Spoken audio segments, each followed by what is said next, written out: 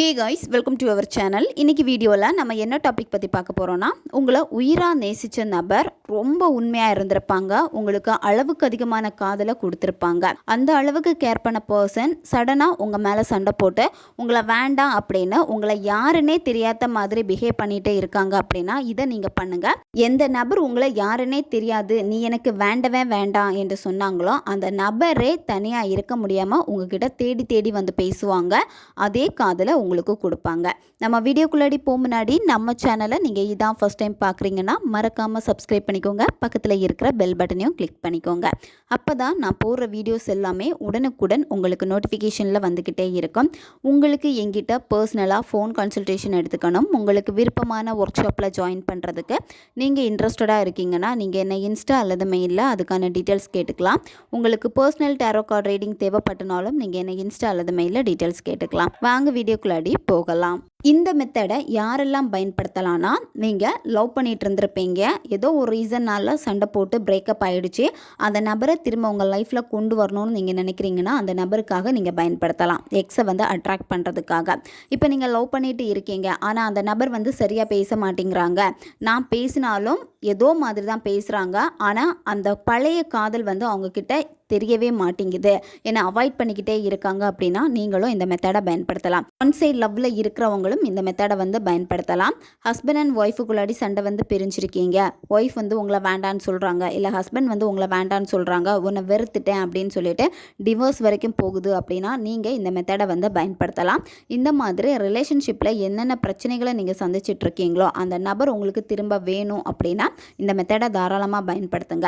நண்பர்களுக்கு இடையிலையும் இந்த மெத்தடை வந்து நீங்கள் பயன்படுத்தலாம். நல்ல பழகின நண்பர்கள் இப்போ உங்களை வேண்டான்னு சொல்கிறாங்க, இல்லை பேசுகிறத அவாய்ட் பண்ணிட்டாங்க, ரீசனே இல்லாமல் பிளாக் பண்ணிட்டு போயிட்டாங்க, நீங்கள் அவங்கள காண்டாக்ட் பண்ணால் கூட அவங்க ஏதாவது சாக்கு போக்கு சொல்லி உங்களை அவாய்ட் பண்ணிக்கிட்டே தான் இருக்காங்க அப்படின்னா அவங்களுக்காகவும் இதை நீங்கள் பயன்படுத்தலாம். இந்த மெத்தடை நீங்கள் எந்த டேயில் வேணாலும் ஸ்டார்ட் பண்ணலாம், நீங்கள் எந்த நேரத்தில் வேணாலும் இந்த மெத்தடை வந்து நீங்கள் செய்யலாம். உங்களோட மைண்டு வந்து எப்போ ஃப்ரீயாக கொஞ்சம் ஹாப்பியாக இருக்கீங்களோ அந்த ஒரு உணர்வு நிலையில் இருக்கிறப்ப இந்த மெத்தடை செய்யுங்க.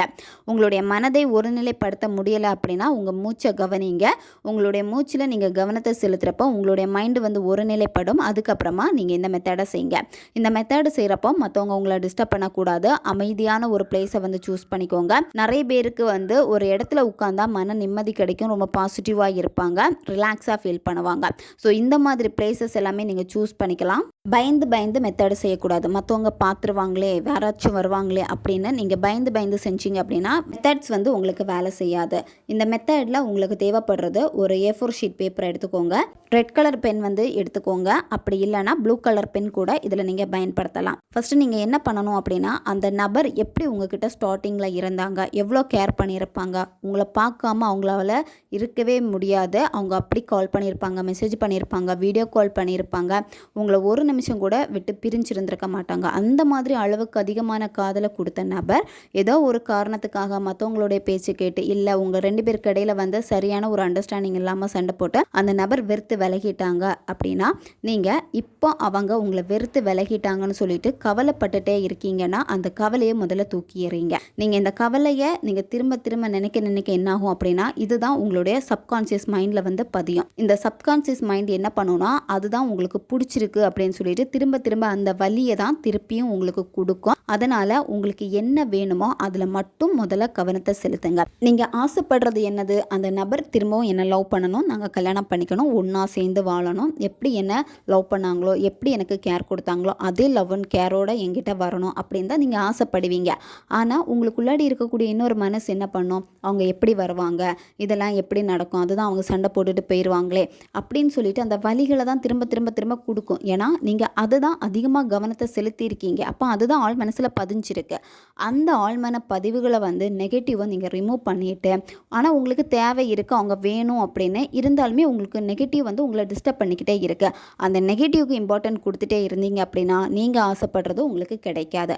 அந்த நெகட்டிவை நீங்கள் அழிச்சிட்டீங்க அப்படின்னா உங்களுக்கு என்ன வேணுமோ அது கண்டிப்பாக உங்களுக்கு கிடைக்கும். மேனிஃபெஸ்டேஷன் ஃபெயில் ஆகிறதுக்கான காரணமே இதுதான். உங்களுடைய நெகட்டிவ் எண்ணங்களுக்கு நீங்கள் அதிக வலிமையை கொடுக்குறப்போ அந்த நபர் நபர் இன்னும் உங்களை விட்டு விலகி தான் போவாங்க. என்ன தான் நீங்கள் வந்து மெத்தடு பண்ணாலும், நான் பாசிட்டிவாக இருக்கிறேன்னு சொன்னாலும், நீங்கள் எந்த உணர்வுக்கு அளவுக்கு அதிகமான ஒரு ஹை வைப்ரேஷனை கொடுக்குறீங்களோ அதுதான் வேலை செய்யும். அப்போ எது உங்களுக்கு தேவை, எது உங்களுக்கு தேவையில்லை அப்படின்னு நீங்கள் பிரித்து பார்த்துட்டீங்க அப்படின்னா உங்களுடைய தேவையான விஷயங்களை மட்டும்தான் நீங்கள் கவனம் செலுத்துவீங்க. என்னதான் நெகட்டிவ் வந்து உங்களை டிஸ்டர்ப் பண்ணிக்கிட்டே இருந்தாலும் அந்த நெகட்டிவ்க்கு இம்பார்ட்டன்ட் கொடுக்காம உங்களுக்கு தேவையான விஷயங்களை நீங்கள் நோக்கி போக போக என்ன ஆகும் அப்படின்னா பிரபஞ்சம் உங்களுக்கு ரொம்ப சப்போர்ட் பண்ணிக்கிட்டே இருப்பாங்க. நிறைய பேர் மேனிஃபெஸ்டேஷனில் ஃபெயில் ஆகுறதுக்கான ரீசன் வந்து அவங்களுடைய பாசிட்டிவ் எண்ணம் வந்து ரொம்ப கம்மியாக இருக்கும், நெகட்டிவ் வந்து ரொம்ப அதிகமாக இருக்கும். நெகட்டிவான எண்ணத்துக்கு வைப்ரேஷன் அதிக அளவுக்கு கொடுக்குறப்போ இவங்க என்ன மேனிஃபெஸ்டேஷன் பண்ணாலுமே இவங்களுடைய மேனிஃபெஸ்டேஷன் வந்து சக்ஸஸ் ஆகாது. அப்போ உங்களுடைய எண்ணத்தை முதல்ல மாற்றுங்க, நீங்கள் விரும்பியது உங்களுக்கு கிடைக்கும். நீங்கள் இந்த மெத்தடில் என்ன செய்ய போகிறீங்கன்னா ஒரு லெட்டர் எழுத போகிறீங்க. அதாவது நீங்கள் அந்த நபருக்கு எழுத போகிறது கிடையாது, அந்த நபர் உங்களுக்காக எழுதுகிறாங்க. லெட்டர் எழுதுகிறப்போ ஃப்ரம் டு எல்லாமே போட்டு எழுதுவோம். அதே மாதிரி தான் ஃப்ரம்மில் வந்து அந்த நபருடைய அட்ரஸை எழுதுங்க.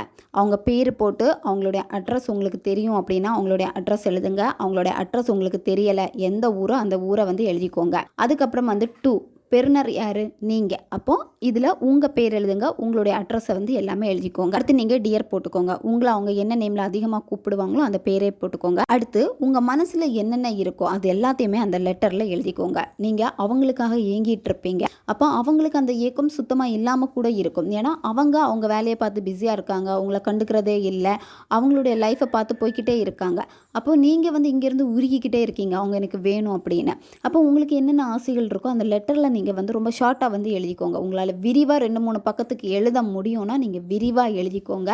விரிவாக எழுதுறது வந்து ரொம்ப ரொம்ப பெஸ்ட்டு. எப்படி ரைட் பண்ணுறதுன்னு நான் எக்ஸாம்பிளுக்கு சொல்கிறேன். இப்போ அந்த நபரை பார்க்குறதுக்கு ரொம்ப ஆசையாக இருக்குது உங்களுக்கு, அவங்கள பார்க்கணும், அவங்கக்கிட்ட பேசணும், அவங்கக்கிட்ட உங்களுடைய நிலைமையை எடுத்து புரிய வைக்கணும், எல்லாமே உங்களுக்கு தோணும். அப்போ அவங்கக்கிட்ட சொல்லலான்னு பார்த்தா அவங்க அதை காது கொடுத்து கேட்குறதுக்கு கூட ரெடியாக இருந்திருக்க மாட்டாங்க. அப்போ உங்களுக்கு என்னென்ன தோணுதோ நீங்கள் அதை எழுதுங்க.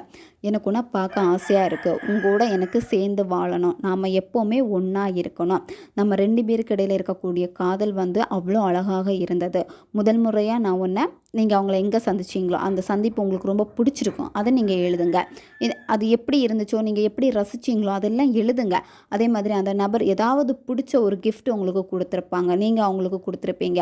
இந்த மாதிரி உங்களுக்குன்னு தோணும் என்னென்ன அவங்கக்கிட்ட எக்ஸ்ப்ரெஸ் பண்ணணும், எப்படி அந்த லவ்வை கொடுக்கணும். அதே மாதிரி உங்களுக்கு ஏக்கம் இருக்கும் அந்த நபர் எப்படி உங்ககிட்ட நடந்துக்கணும் அப்படின்னு.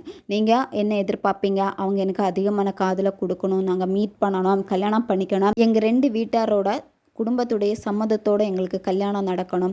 இந்த மாதிரி உங்களுக்கு ஒவ்வொருத்தருக்கும் ஒவ்வொரு பிரச்சனைகள் இருக்கும். இந்த வீடியோ வந்து பார்த்துட்ருக்குற ஒவ்வொருத்தருக்குமே வந்து ஒவ்வொரு பிரச்சனைகள் இருக்கும். உங்களுடைய ஃபீலிங்ஸ் வந்து டிஃப்ரெண்ட்டாக இருக்கும். என்னத்தான் டிஃப்ரெண்ட்டாக இருந்தாலுமே ஒரே மாதிரி தான் இருக்கும் உங்கள் ஃபீலிங்ஸ் எல்லாமே. ஆனால் அங்கே வார்த்தைகள் உணர்வுகள் கொஞ்சம் வேறுபடும். அப்போ உங்களுக்கு எப்படி தோணுதோ அதை நீங்கள் எழுதுங்க. எவ்வளோ பேஜஸ் வேணாலும் போகட்டும், மனசில் இருக்க எல்லாத்தையுமே நீங்கள் எழுதுங்க. எழுதிட்டு லாஸ்ட்டில் இப்படிக்குன்னு சொல்லிவிட்டு அந்த நபருடைய பேரை போட்டுக்கோங்க. பேரை போட்டுட்டு இதை என்ன பண்ணணும், இதை நீங்கள் போஸ்ட் ஆஃபீஸில் கொடுத்து போஸ்ட் பண்ணணும். அதாவது இந்த லெட்டர் வந்து உங்களுக்கு வரப்போகுது, நீங்கள் லெட்டர் எழுதியிருக்கீங்க, இந்த லெட்டர் யார் உங்களுக்கு அனுப்புகிறா, நீங்கள் விரும்பக்கூடிய நபர் உங்களுக்கு இதை வந்து அனுப்புகிறாங்க. அதனால் நீங்கள் அதில் பெறுநர் யார் போட்டிங்க, உங்களுடைய அட்ரஸ் போட்டிங்க. அப்போ உங்களுடைய அட்ரஸ் கொடுத்துட்டு இதை நீங்கள் கொரியர் பண்ணிடுங்க, வீட்டுக்கு போஸ்ட் வரும். ஆனால் நீங்கள் எக்ஸ்பெக்ட் பண்ணவே கூடாது அந்த போஸ்ட் எனக்கு எப்போ வரும், எப்போ கிடைக்கும், அப்படி எதுவுமே எதிர்பார்க்கக்கூடாது. நீங்கள் அதை அப்படியே விட்டுட்டு உங்களுடைய வேலையை நீங்கள் பாருங்கள்.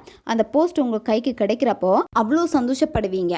ஏன்னா அங்கே நீங்கள் வந்து முழுமையாக நம்ப வேண்டியது அந்த நபர் உங்களுக்கு அனுப்பியிருக்காங்க, உங்களுக்காக போஸ்ட் பண்ணியிருக்காங்க அப்படின்னு தான் நீங்கள் வந்து அங்கே உங்களை நம்ப வைக்கணும். அப்படி நீங்கள் நம்ப வச்சுட்டீங்க அப்படின்னா இந்த மெத்தட் உங்களுக்கு வேலை செஞ்சிடும். உங்களுடைய சப்கான்ஷியஸ் மைண்டில் வந்து சூப்பராக பதிஞ்சிரும். அப்போ அந்த சப்கான்ஷியஸ் மைண்ட் என்ன பண்ணும், நீ ஆசைப்பட்டுட்ட இதை உனக்கு கொடுத்தே ஆகணும்னு சொல்லிட்டு நடத்தி கொடுத்துருவாங்க. அந்த லெட்டரை படிக்கிறப்போ அந்த நபர் உங்களுக்கு அனுப்பியிருக்காங்க, அந்த லெட்டரை படிக்கிறப்பவே அவங்களுடைய வாய்ஸ் தான் உங்களுக்கு கேட்குது, அவங்களுடைய வாய்ஸில் தான் நீங்கள் வந்து ரீட் பண்ணிக்கிட்டே இருக்கீங்க. இப்போ அவங்க உங்களுக்கு ஒரு மெசேஜ் பண்ணுறாங்க வாட்ஸ்அப்லேயோ இன்ஸ்டாகிராம்லேயோ ஃபேஸ்புக்லேயோ, இப்படி அனுப்புகிறப்போ நீங்கள் என்ன பண்ணுவீங்க, அதை ரீட் பண்ணுறப்போ அவங்களுடைய வாய்ஸில் தான் அதை நீங்கள் ரீட் பண்ணி பார்ப்பீங்க. அதே மாதிரி தான் அதே வாய்ஸில் வந்து நீங்கள் அதை லெட்டராக படிங்க. படிக்கிறப்போ ரொம்ப சந்தோஷப்படுவீங்க. அதை உங்கள் சப்கான்ஷியஸ் மைண்ட் வந்து நம்பிச்சுன்னா இதை உங்களுக்கு நடத்தி கொடுக்கும். லெட்டரை படிக்க படிக்க உங்களுடைய வைப்ரேஷன் ரொம்ப ஹையாக இருக்கணும், ரொம்ப பாசிட்டிவாக இருக்கணும், ரொம்ப பிலீவ் பண்ணணும். நீங்கள் பிலீவ் பண்ணிட்டீங்க அப்படின்னா உங்களுக்கு நடக்கும். இந்த மேனிஃபெஸ்டேஷன் மட்டும் இல்லை, எந்த ஒரு மேனிஃபெஸ்டேஷனாக இருந்தாலுமே உங்களுடைய சப்கான்ஷியஸ் மைண்டில் பதிஞ்சிருச்சு அப்படின்னா கண்டிப்பாக ரியாலிட்டியில் உங்களுக்கு நடத்தி கொடுத்துருவாங்க. ஓகே காய்ஸ், தேவைப்படுறவங்க இதை பயன்படுத்தி பாருங்கள். நம்ம சேனல் உங்களுக்கு பிடிச்சிருக்குன்னா மறக்காமல் சப்ஸ்கிரைப் பண்ணிக்கோங்க. வீடியோவை தேவைப்படுற உங்கள் ஃப்ரெண்ட்ஸுக்கும் மறக்காமல் ஷேர் பண்ணுங்கள். அவங்களுக்கும் இது உபயோகமாக இருக்கும். இன்னும் நிறைய வீடியோஸ் நம்ம சேனல் அப்லோட் ஆகிட்டே இருக்கும். பக்கத்தில் இருக்க பெல் பட்டனையும் மறக்காமல் ப்ரெஸ் பண்ணி வச்சுக்கோங்க. அப்போ தான் நான் போடுற வீடியோஸ் எல்லாமே உடனுக்குடன் உங்களுக்கு நோட்டிஃபிகேஷனில் வந்துக்கிட்டே இருக்கும். அடுத்த வீடியோவில் சந்திக்கலாம். நன்றி.